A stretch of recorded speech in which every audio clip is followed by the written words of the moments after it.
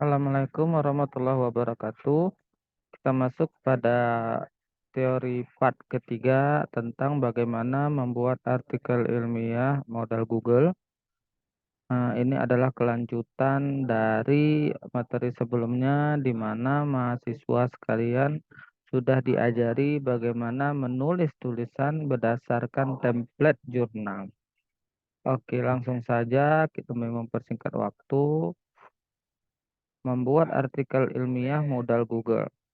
Part 3 oleh Muhammad Anzaikat, Esfil IMAG. Ini biodata saya bagi yang mungkin belum mengenal untuk bisa saling berinteraksi mana tahu dibutuhkan. Nah, diawali dengan sebuah pertanyaan. Kerja keras atau kerja cerdas? Dalam dunia wirausaha, orang hebat adalah orang yang sukses karena belajar dari pengalaman diri. Gagal berkali-kali membuat dia menjadi orang yang hebat membuka usaha. Dia belajar dari kegagalannya untuk berhasil di usahanya yang sekian kali. Itu orang hebat. Nah, bagaimana dengan orang cerdas? Adalah orang yang sukses karena belajar dari kegagalan atau pengalaman orang lain. Nah, pada konteks ini, seseorang yang belajar dari pengalaman orang lain, dia tidak mesti harus gagal dulu, dia tidak harus banyak modal habis dulu, tapi dia bisa belajar dari pengalaman orang lain. Ketika saya mengajar mahasiswa wirausaha, saya selalu menekankan belajar sukses dalam wirausaha tidak hanya kepada pemateri-pemateri yang berhasil dalam berwirausaha, tapi seimbangkan dengan pemateri-pemateri yang gagal ketika dia berwirausaha, karena pengalaman sukses seseorang sama pentingnya dengan pengalaman gagal orang lain. Ketika dia belajar menyeimbangkan kedua itu, maka itu sangat baik. Oke, karena kita hari ini adalah belajar dalam lingkup tulis-menulis. Dalam tulis-menulis, kerja keras menghasilkan karya hebat setelah menghabiskan banyak waktu dan usaha. Nah, jadi ini untuk orang-orang yang banyak kali habis waktu untuk membuat karya. Nah, kerja cerdasnya adalah orang tersebut menghasilkan karya hebat walau hanya duduk sejenak sambil meneguk kopi. Artinya apa? Ada loh orang yang duduk di warung kopi hanya bermodalkan wifi dan laptop, tapi karyanya tidak kalah bagus dibandingkan orang yang kerja keras tadi. Nah, tergantung pilihan mahasiswa dan mahasiswi sekalian, mau kerja keras atau kerja cerdas. Yang jangan kerja malas. Nah, kalau malas itu nggak ada obatnya, sudah pasti ambil jalan pintas. Nah, berangkat dari kisah nyata. Ketika masih mengajar di UIN Araniri, ada mahasiswa rajin asal Malaysia dan mahasiswa biasa asal Aceh. Uniknya, mahasiswa Malaysia itu selalu ke pustaka saat mengerjakan tugas. Yang sangat disayangkan nilainya B. Tapi ada mahasiswa Aceh yang nggak rajin-rajin kali dia ke warung kopi, dia asal buat tugas tapi nilainya A. Mengapa bisa demikian? Ternyata mahasiswa Malaysia ini meskipun dia setiap hari ke pustaka, dia mencatat ulang karya-karya di pustaka, tetapi nah ketika dicek alat plagiasi, karyanya itu 100% copy paste dari internet. Berbeda dengan mahasiswa yang di sini, walaupun dia ambil di internet, tapi dia bisa mendesain data itu sehingga betul-betul menjadi data yang ilmiah. Bagaimana konsep yang ini? Nah, nanti diajarkan. Artinya tidak menjadi sebuah keharusan kalau membuat tugas itu ke pustaka. Sekarang zaman udah canggih, digital sudah di mana-mana, ilmu sudah banyak di awan. Tinggal bagaimana kita memformulasikan ilmu itu sehingga tidak betul-betul seperti plagiasi. Nah, definisi kopas atau plagiasi. Berhubung plagiasi dan kopas ini banyak sekali yang bermasalah bagi mahasiswa, maka perlu saya pertegas. Pertama, plagiasi itu mengetik ulang dari buku di pustaka. Nah, jadi jangan pernah berpikir, wah ini kan Pak saya ambil di pustaka. Karena sudah ngambil di pustaka berarti ini sudah pasti aman. Tidak. Kenapa? Bisa jadi buku yang diketik ulang dari pustaka itu adalah buku yang juga sudah diterbitkan secara online. Nah, ketika buku itu sudah diterbitkan secara online, sudah pasti Ya, sudah pasti dia akan terindeks plagiasi. Sudah pasti dia termasuk copy paste. Kedua, mengcopy paste dari internet. Nah, dari internet sudah jelas ya, mengcopy paste itu adalah plagiasi. Kenapa? Karena sistem aplikasi pengecek plagiasi itu melihat data yang memang sudah terlacak dari internet. Ketiga, parparase hanya dari satu orang. Nah, jadi parparase itu adalah bagaimana seorang penulis itu merubah narasi atau merubah gaya bahasa dalam sebuah tulisan dengan tetap tidak kehilangan substansi dari tulisan itu. Ini adalah skill bagi kawan-kawan yang kira-kira sudah bisa untuk mengolah bahasa similarity di internet menjadi bahasa sendiri. Oke, selanjutnya ada copy paste banyak karya orang tanpa argumen sendiri. Nah, ternyata copy paste banyak karya orang itu tanpa argumen sendiri adalah bagian daripada plagiasi. Mengapa begitu?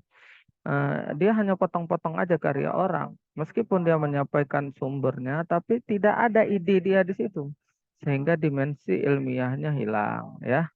Karena dimensi ilmiahnya hilang, maka itu sudah tidak ideal. Oke, selanjutnya. Cara copy paste namun ilmiah. Pertama, ya, mengambil 10 atau lebih karya sesuai tema atau subtema yang ingin ditulis. Nah, jadi diambil dulu 10 karya sesuai tema. Misal, meneliti tentang eh, pemikiran Quraisy Shihab tentang keluarga. Maka dicari data-data yang dekat dengan itu. Misalnya ayat-ayat tentang keluarga, kemudian apalagi misalnya keluarga sakinah dalam Islam, keluarga mawaddah dalam Islam itu dikumpulkan minimal 10 ya, 10 10 sumber. Mahasiswa hari ini mesti ada yang mengeluh. Terlalu banyak Pak 10. Saya rasa kalau mengambil datanya itu di internet itu tidak sampai 15 menit ya. Jadi gunakanlah cara cerdas. Yang kedua, sebaiknya ambil saja PDF dari jurnal dari 3 tahun terakhir. Lebih baik yang bisa terbaca di Mandeli atau Jotero. Artinya apa? Ketika PDF-nya itu kita pindahkan ke aplikasi Mandeli atau Zotero, ia terlacak. Nah, apa gunanya dia terlacak? Ini akan kita ajarkan pada materi cara menggunakan Mandeli atau Jotero pada pertemuan selanjutnya. Ketiga, berikan referensi, footnote atau body note sesuai PDF yang di-download. Jadi, misalnya kita ambil nih potongan dari PDF-nya. Misalnya kita ambil di latar belakang. Nah, Islam adalah agama yang rahmatan lil alamin. Kita ambil dari PDF itu, maka kita jadikan body note-nya itu adalah judul PDF itu, penulis di PDF itu, begitu. Begitu juga kalau menggunakan aplikasi dia langsung terbaca.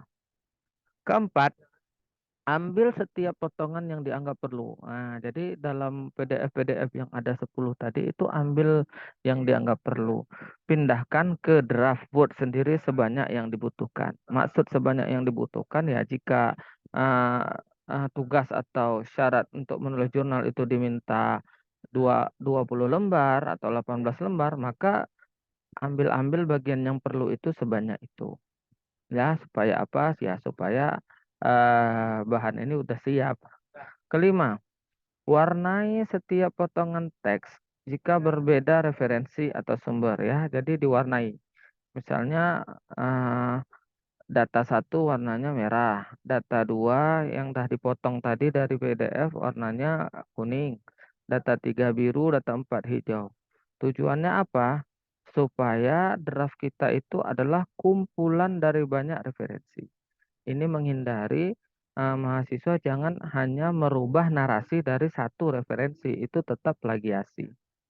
Ya, setelah kita buat satu teks atau satu alinea tentang satu sumber, jangan lupa kita cantumkan referensi itu.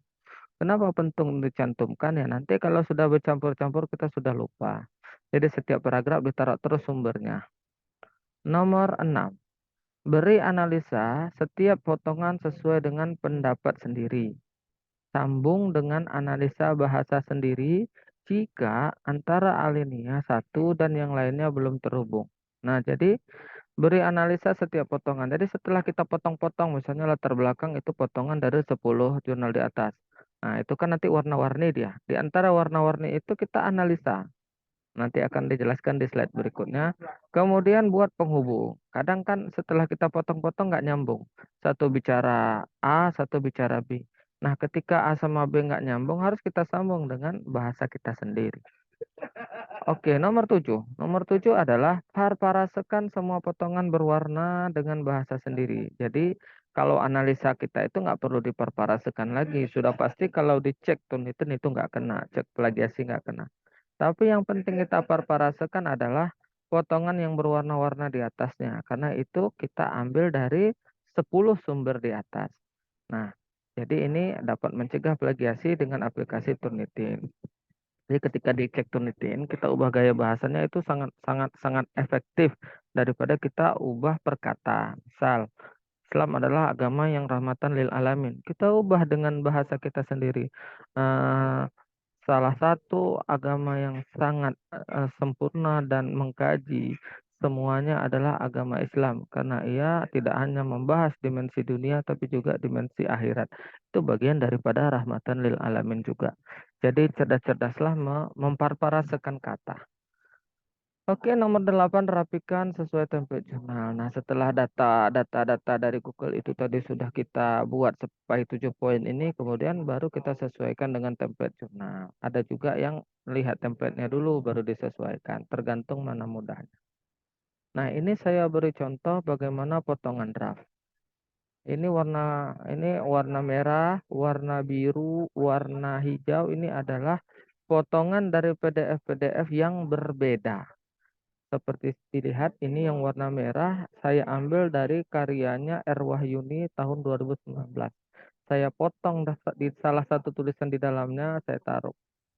Kemudian saya taruh referensi. Begitu juga yang warna biru. Saya kopas di bagian beberapa yang saya anggap perlu, saya letakkan, kemudian saya kasih referensi. Itu juga yang ketiga, ini yang warna hijau. Ya, saya beri warna-warni tujuannya apa? Supaya karya ini harus terdiri dari banyak sumber. Jangan dari sumber merah, merah, merah aja. Walaupun bahasanya beda, tapi itu tetap plagiasi karena cuma dari satu tulisan. Tapi kalau dari banyak tulisan itu namanya ilmiah. Nah, coba perhatikan. Ini contoh potongan ya. Ini contoh potongan. Ini contoh potongan di mana draft tambah analisa. Seperti sebelumnya, coba perhatiin ini yang merah, biru, hijau, ini sudah ada hitamnya, ya. Nah, coba perhatiin. Nah, yang ada hitamnya ini adalah analisa sendiri. Coba perhatikan. Setelah kita membaca isi yang ada di alinea yang ada kita ambil di PDF-nya, maka kita buat analisa sendiri. Di sini dikatakan Islam juga menyebutkan batas-batas kepemimpinan. Nah, ini adalah analisa sendiri setelah kita membaca yang di atas. Jadi analisa itu bisa mendukung, menolak, atau mendukung, menolak, atau menyinggung. Nah, jadi terkait dengan alinea di atasnya. Begitu juga ini. Ini adalah yang hitam, ini adalah analisa saya sendiri. Setelah saya baca kutipan dari Suharman ini, saya membuat analisa sendiri. Berkuasa pada dasarnya adalah sebuah kombinasi dari semua nafsu yang ada. Ini adalah bahasa saya sendiri, analisa saya sendiri. Sehingga yang ini tidak perlu dikasih referensi, karena udah ide kita. Yang ini juga. Begitu juga hitam yang di warna hijau. Nah, saya ingin mahasiswa dan mahasiswi sekalian buat polanya seperti ini hingga karyanya mencapai batas yang diminta 18 lembar atau 15 lembar.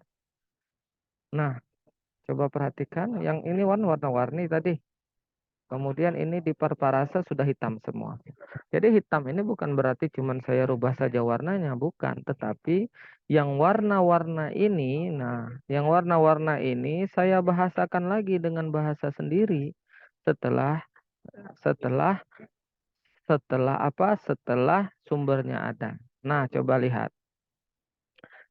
Ketika tadi yang warna merah berbicara kepemimpinan, Islam termasuk ajaran yang cukup serius dalam membahas fenomena tersebut. Saya ubah menjadi Islam termasuk sangat perhatian akan dimensi kepemimpinan.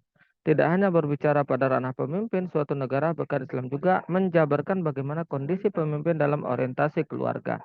Coba perhatikan, intinya tetap sama. Ini intinya tetap sama, tetapi gaya membahasakannya berbeda. Ini adalah cara yang paling efektif agar tidak terkena plagiasi. Begitu juga yang warna ungu.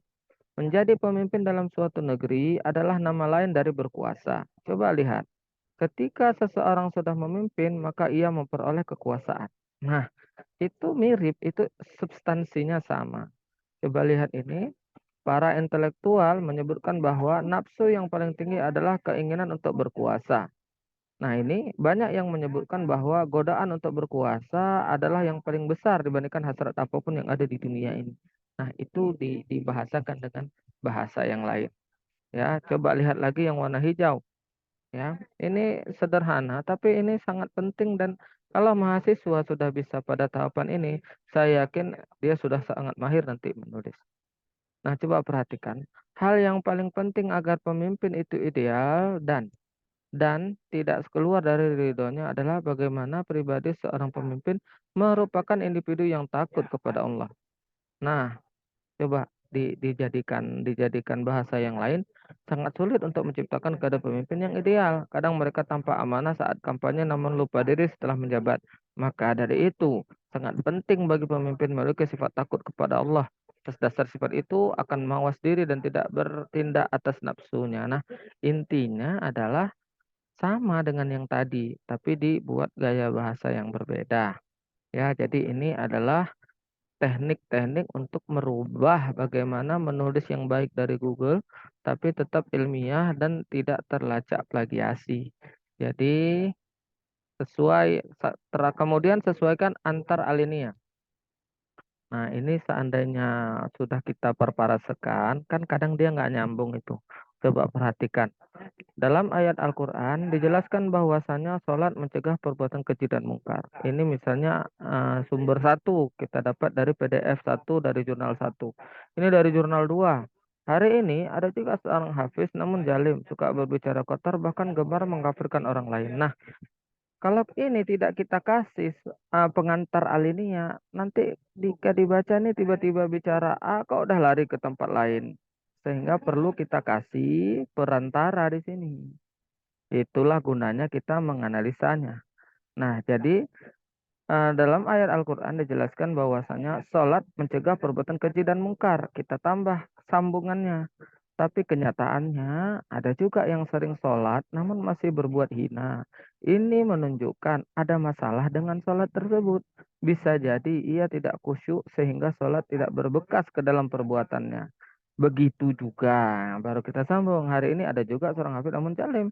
Suka berbicara kotor bahkan gemar mengkafirkan orang lain. Bisa kita sambung dengan analisa kita yang lain. Apa kita sambung?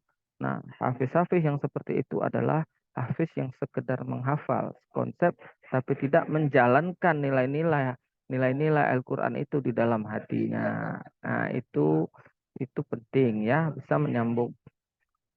Oke, selanjutnya kita akan belajar bagaimana menggunakan aplikasi referensi Mendeley atau Zotero. Sekian pertemuan hari ini, semoga bermanfaat. Saya sudahi dengan wabillahi taufiq wal hidayah. Wassalamualaikum warahmatullahi wabarakatuh.